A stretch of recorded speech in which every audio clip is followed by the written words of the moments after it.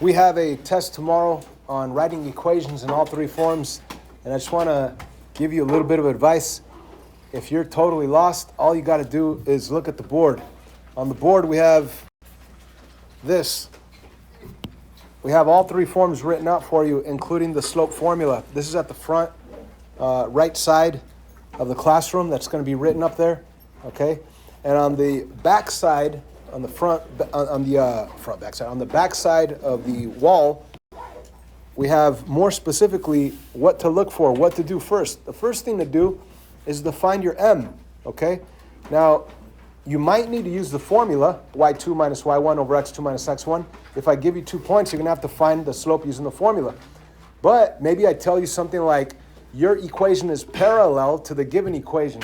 Then you got to know that parallel means same slope, okay? Or if I tell you that your equation is perpendicular to the other equation, then you got to know that perpendicular means that you have opposite reciprocal slopes of the equation shown to you. So it's written on the wall right there that parallel lines have the same m value, perpendicular lines have opposite reciprocal m values. Anyways, going back to this, you first find the slope. I might tell you, hey, your slope is 5, and you already have m equals 5. I may give you 2 points. You got to use a formula to find your slope. Or I may tell you your equation is parallel to the other equation. That means that it's the same exact slope as you see on the other equation. Or your equation is perpendicular to the given equation. That means that yours has an opposite reciprocal slope value. Okay, so that's the first thing to do. Find your m, and it may be many different ways. And then the second thing to do is to plug in a point and the m that you just found into point-slope form. So when you use point-slope form, your x1 and y1 come from a point that I give you on the question, and the m value is the m value that you just found up here on your first step. Okay, so if they ask you for an equation in point-slope form, this is what you would type in and you'd be done. But if they ask for it in slope-intercept, then you would have to distribute and isolate y. So you'd have to distribute whatever this m is. If it's a 3, you can go 3 times x, 3 times whatever that number is. And then you're not going to have parentheses. And then you isolate y, which means you got to get rid of whatever this is. If it's a minus 3, go plus 3 and plus 3. Then you'll have y by itself. Then it will be in slope-intercept form. And if they ask for that, then you type that in. And at the very end, if they ask you for standard form, that's where you have ax plus by equals c, and you don't want fractions. So make sure you don't have a fraction here. If you did have a fraction like 2/3, multiply everything by 3 to get rid of the fraction 2/3. But if it's not a fraction, or whether it is or it's not, you're going to have to move it to the other side to get the ax term on the left side. So everything is written for you up on the wall. It tells you exactly what to do. So on your test tomorrow, whatever question you're on, all you got to do is read through this. What I recommend is for you to use the notes that are on the wall to get through your practice test right now in class. Okay? There's a couple more things I wanted to mention. If I tell you that your line passes through the point, let's say negative 3, 5, okay, and it has an undefined slope.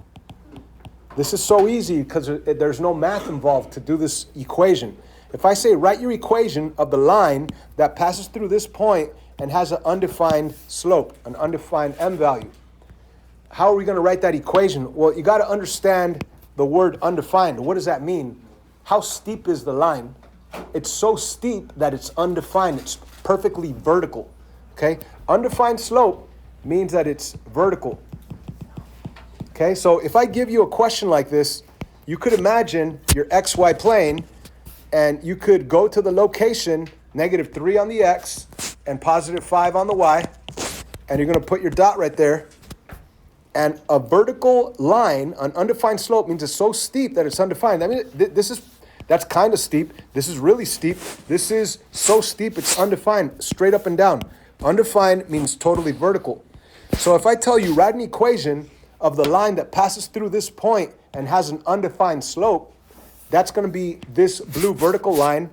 And how do you write the equation of a vertical line? It's going to be simply x equals the x value of where it crosses the x-axis. And in this case, that will be this x value of the coordinate that they give us. So this equation would be x equals negative 3. That's your equation of a line that passes through that point that has an undefined slope. Does that make sense? Yeah. Okay. Now compare that to, let's say I gave you the same point, -3, 5, and let's say this time it says that your slope is 0. It's totally flat. It's horizontal, right? So again, you could do a visual and think, well, where's -3, 5? -3 is right here. 1, 2, 3, 4, 5 is right there. So here's your point. But the slope 0 means that it's not steep at all. That means it's totally flat, totally horizontal. And a totally horizontal line that runs left and right is simply not x equals, but y equals wherever it crosses the y-axis. In this case, the y value of the coordinate that they gave you, y equals 5. Okay? So there's going to be some really easy equation or really easy problems like these where I tell you, hey, your slope is 0. You got to know that means flat. And a flat line is y equals wherever it crosses the y-axis. Or if I say slope is undefined, oh, that means vertical. And vertical is the equation x equals wherever it crosses the x-axis. Okay? Anyway, I want to stop right there. Let's work on that practice test.